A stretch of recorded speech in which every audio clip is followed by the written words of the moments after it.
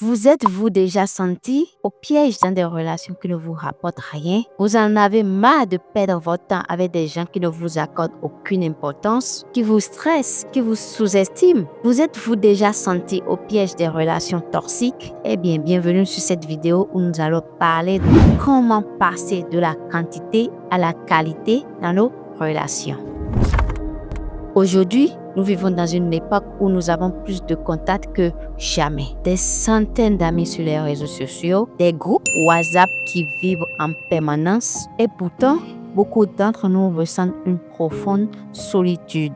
La vérité, c'est que la quantité ne répond pas toujours à notre besoin de connexion humaine. Et c'est pourquoi aujourd'hui, nous allons explorer comment passer des relations superficielles et nombreuses à des relations rares, authentiques, mais profondément enrichissantes. Ce n'est pas la quantité des amis qui compte, mais la qualité. Charles Spurgeon.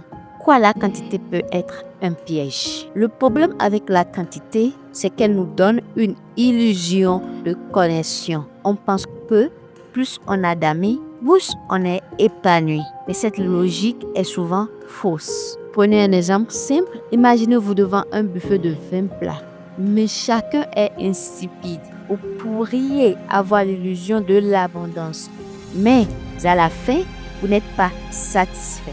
Maintenant, imaginez un repas avec seulement 3 plats.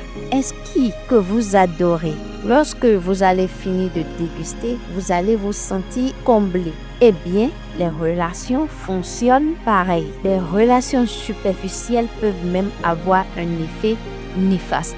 Elles prennent du temps et de l'énergie, mais ne nourrissent pas votre âme. C'est ce qu'on appelle l'épuisement relationnel. Alors, comment transformer nos relations pour qu'elles soient plus qualitatives? La première étape est de savoir évaluer nos relations. Faites le tri dans vos relations. Faire le tri ne veut pas dire couper tout le monde de votre vie. Cela signifie identifier qui vous apporte de la joie, de la sérénité et qui, au contraire, vous draine, vous stresse ou vous épuise. Prenez une feuille et divisez-la en 2 colonnes. Dans la première colonne, écrivez les noms des personnes avec qui vous vous sentez bien après un échange ou un moment passé ensemble. Dans la deuxième colonne, notez celles qui vous laissent souvent fatigué ou stressé. Oprah Winfrey a dit: entourez-vous de ceux qui vous tirent vers le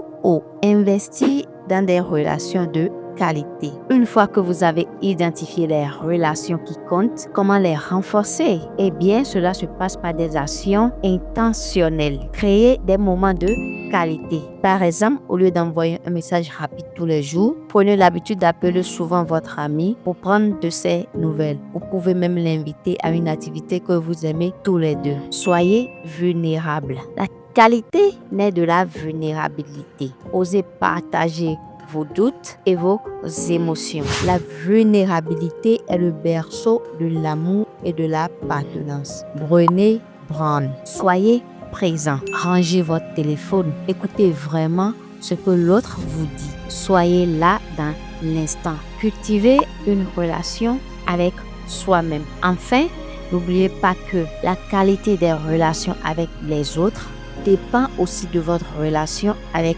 vous-même. Prenez du temps pour vous, faites-vous plaisir de temps en temps, privilégiez votre bonheur, prenez 15 minutes chaque jour pour écrire vos émotions. Faites une activité qui vous fait plaisir. Aime-toi, toi-même d'abord et le reste suivra. Lucille Ball. Enfin, n'oubliez pas que la qualité des relations avec les autres dépend aussi de votre relation avec vous-même. Passer de la quantité à la qualité dans vos relations, c'est un chemin qui demande du courage et de l'intention. Mais croyez-moi, ça en vaut vraiment la peine. Prenez aujourd'hui un moment, évaluez vos relations, investissez dans celles qui comptent. Et surtout, n'oubliez pas de cultiver une belle relation avec vous-même. Je vous dis à très bientôt pour une nouvelle vidéo.